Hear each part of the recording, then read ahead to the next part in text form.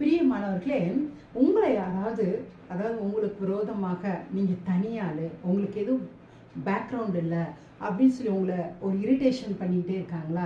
இவங்களை அடிச்சுப்பட்டா கூட இப்படி கேட்குறதுக்கு நாதி இல்லை, இவங்களுக்கு அம்பு இல்லை அப்படிலாம் சொல்கிறாங்களா? கவலைப்படாதீங்க.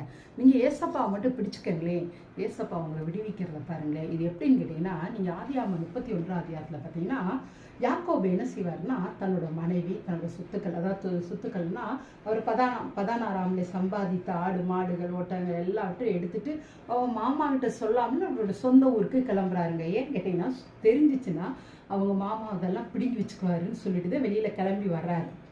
இப்படி வரும்போது இப்போ என்ன நடக்குதுன்னு கேட்டிங்கன்னா, அவங்க மாமா லாபான் தன்னுடைய குமாரர்களையும் அந்த ஊரில் இருக்க கொஞ்சம் பேர்களையும் அழைச்சிட்டு வந்து அவர் என்ன நினச்சிட்டு வர்றான்னா, இந்த யாக்கோபை அடித்து அவளை வெறுமையாக அழிச்சு விட்டு தன்னோட மனைவி, தன்னோட பிள்ளைக பேரம்பேத்திக அங்கே இருக்க சொத்துக்களை எல்லாம் எடுத்துகிட்டு வந்துடணும்னு சொல்லிட்டு தான் போகிறாரு.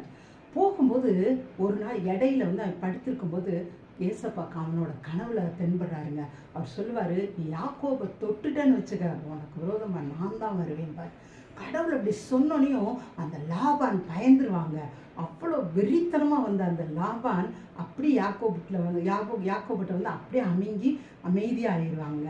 அமைதியாகி ஒரு உடன்படிக்கையும் பண்ணி தன்னோட பிள்ளைகளை முத்தமிட்டு வெறுங்கையாக வெளியே போவாங்க.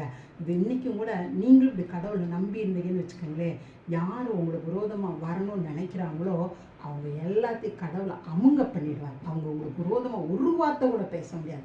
இவங்களுக்கு ஆளிலேயே, இவங்களுக்கு பேக்ரவுண்டிலேயே இவங்களை அகற்றி போடலாம் நினைக்கிறவங்களாம் அவங்க அகன்றே போகிறத நீங்கள் பார்க்கலாங்க. கர்த்தர் அப்படியே உங்களை ஆசீர்வதிக்க பாருங்கள்.